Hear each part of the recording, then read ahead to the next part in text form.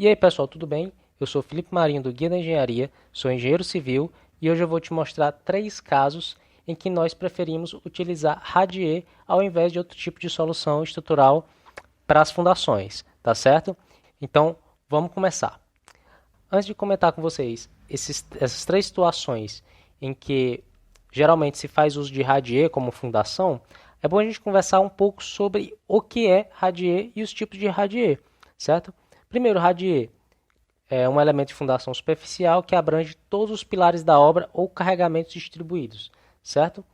Resumindo, é basicamente uma laje que vai estar apoiada sobre o solo e que vai abranger toda a nossa obra, ou seja, os pilares vão nascer a partir dessa laje, essa laje vai descarregar as cargas oriundas da superestrutura para o solo, onde a altura dessa laje, ou seja, o radier dessa laje de fundação, ela vai ser definida pelo projetista da fundação da obra. Então, agora que você já sabe o que é o radier, que é uma definição bem simples, não tem complicação, a gente tem algumas classificações de radier. Uma das classificações que a gente pode fazer é em relação à geometria dele. A mais simples é o radier liso, diria até que é o mais utilizado, bem fácil a execução, certo? Geralmente a gente utiliza esse tipo de radier, em que ele vai ter uma altura constante por toda a sua área, ok? E desse radier, como eu já falei, vão nascer pilares ou paredes, no caso de alvenaria estrutural ou paredes de concreto armado.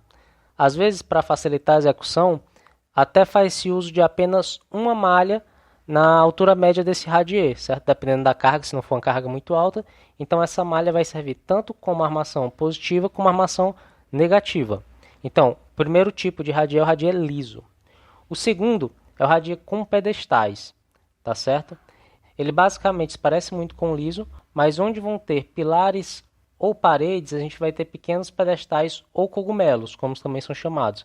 Basicamente para aumentar a resistência à flexão e a cisalhamento nesses pontos. Ou seja, eu vou precisar aumentar a flexão e cisalhamento, mas não quero aumentar a altura toda do meu radier. Então o que eu faço? Construo, executo pequenos pedestais ou cogumelos nos encontros dos pilares com o radier. O terceiro caso é semelhante ao segundo, mas são executadas nervuras ao longo de todo o radier, por isso que é chamado radier nervurado. Então nós vamos ter nervuras principais e secundárias que vão seguir ao longo dos pilares ou paredes da nossa edificação, certo? De maneira geral, quando se tem paredes, é mais comum a gente utilizar radier nervurado, porque é ao longo de todo o radier, e com pilares paredes é mais comum a gente utilizar cogumelo ou pedestal, certo? Eu estou falando qual é mais comum, mas lembrando que, de longe, como eu falei no início, o mais comum ainda é o radier liso, pela simplicidade de sua execução, tá bem? E por último, não é muito comum, mas quando você quer dar uma grande rigidez ao seu radier, você pode executar um radier em caixão, que é basicamente isso que a gente está mostrando aqui na figura, que é um radier, ele vai ter uma altura elevada, mas vai ter vazios no centro dele. Isso vai dar uma grande rigidez para o nosso radier. Então, quanto à geometria, esses são os 4 principais tipos de radier. Já quanto à rigidez e à flexão, a gente tem só os 2 tipos principais, que é o rígido ou o flexível, certo? Radier rígido é aquele elemento estrutural que a gente pode tratar ele como um corpo rígido só, ok? E o radier flexível, como o nome sugere, ele tem menor rigidez, logo é mais flexível. Então, esses deslocamentos da placa, ou seja, do radier, não são desprezíveis, ok? Esses deslocamentos relativos no próprio radier a gente tem que considerá-los, tudo bem? Obviamente, pessoal, tem-se formulações na norma para se determinar se um radier é rígido, se um radier é flexível, mas eu não vou entrar aqui nesse mérito porque não é o tema do vídeo. Aqui eu quero só mostrar para vocês quais são as situações em que a gente geralmente faz uso do radier, mas obviamente tem normas para limitar um radier rígido ou um radier flexível, tá legal?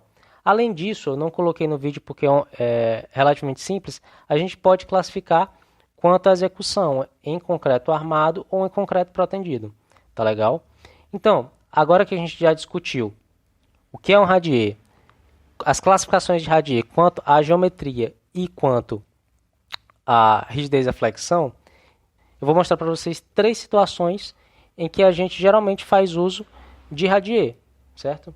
Então, primeiro, quando o solo tem baixa capacidade de carga, certo? Coloquem isso na cabeça de vocês. Radier, geralmente, muitas vezes, não sempre, mas geralmente se utiliza quando o solo tem baixa capacidade de carga ali superficialmente, nas primeiras camadas. Então, tem-se aquele mito de que fundações rasas são aquelas fundações executadas em solos com boa resistência. Não é o caso do radier, o radier é uma exceção. Então, se alguém lhe disser que fundações rasas só são executadas com boa resistência superficial, isso é mentira. A gente tem um radier que geralmente sim é executado quando a gente tem uma baixa capacidade de carga superficial. A gente vai já comentar um pouco por quê. Então, isso é um mito.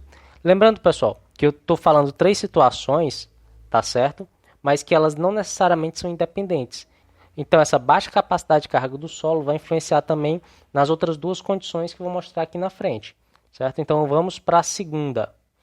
Quando deseja-se uniformizar os recalques da estrutura, certo? Então, imagina que eu tenho um solo superficialmente ruim de resistência, certo? Com baixa resistência. E eu vou executar, por exemplo, um tipo de estrutura que sofre muito recalque, é a estrutura de alvenaria estrutural, pessoal. Então, até coloquei como exemplo, eu vou executar essa alvenaria sobre fundação corrida, certo? É um tipo de fundação que se usa geralmente também em alvenaria estrutural. Porém, se o solo for ruim, a gente está suscetível a deslocamentos, a recalques diferenciais, certo? E esses recalques diferenciais vão fazer a estrutura recalcar mais de um lado que do outro e geralmente criam-se essas fissuras por recalque na estrutura. Aí já até um pouco maior do que fissura na figura em questão. Mas para evitar justamente esses recalques na estrutura que podem acabar por comprometer de fato a segurança da nossa estrutura, faz-se uso de radiers. Então, é bem comum, como eu falei já anteriormente, a gente utilizar radier em alvenaria estrutural. Justamente porque a alvenaria estrutural ela é bem suscetível a esses problemas de recalque. Então, quando a gente quer evitar esse problema de recalque, a gente usa radier, certo? Lembrando que se eu tenho um solo bom, a uma baixa profundidade, e eu quiser utilizar radier em alvenaria estrutural, também posso. Que eu falei anteriormente que geralmente é utilizado em solos ruins, solos com baixa resistência. Mas se eu tiver um solo com boa resistência e ainda assim eu quero uniformizar o recalque da minha estrutura, eu posso fazer uso de radier mesmo com solo com boa resistência, tá ok? E vamos para a terceira e última situação, tá legal? Se você já assistiu o vídeo até aqui, eu peço que você deixe seu like, você se inscreva no nosso canal. Toda semana muito conteúdo, 2, 3 vídeos por semana com conteúdo técnico de engenharia para você, tá legal? Então, por fim, a terceira situação em que nós geralmente utilizamos radier é quando as áreas da sapata se aproximam umas das outras. Eu vou já mostrar um exemplo para vocês e vocês vão entender. Mas imagine que você vai fazer o projeto de fundações de uma estrutura e que o solo na região é muito ruim, como eu falei inicialmente no item 1. O solo é ruim. Então você está lá projetando, suas sapatas estão dando uma tensão maior do que a tensão admissível do solo e você vai aumentando suas sapatas para compensar isso, já que a tensão admissível do solo é pequena. E você vai aumentando as sapatas para atingir essa tensão admissível do solo. Até que você chega numa situação, por exemplo, como é que eu tenho aqui. Você percebe que as sapatas estão muito grandes, elas estão ocupando uma grande área da minha edificação e as sapatas estão se aproximando muito umas das outras. Então, qual seria a solução para esse caso? Antes de apresentar essa solução, você que já chegou até aqui, tem um recado especial para você. A gente já está com um curso em produção, deve sair no próximo mês, e eu vou deixar aqui na descrição a lista de espera para você se cadastrar e receber promoções em primeira mão do nosso conteúdo, certo? É um curso completo sobre fundações rasas, inclusive radiers e sapatas vão estar no escopo desse curso, com dimensionamento, utilização de software, então um curso completo. Recomendo mesmo que você se inscreva, caso você ainda se sinta inseguro para dimensionar fundações, tá ok? Então, apresentando para vocês qual seria uma solução para esse caso aqui. Seria o uso de radier, certo? Aqui eu coloquei um radier de 25 centímetros de altura, mas obviamente você vai ter que calcular qual a altura desse radier, quais armações.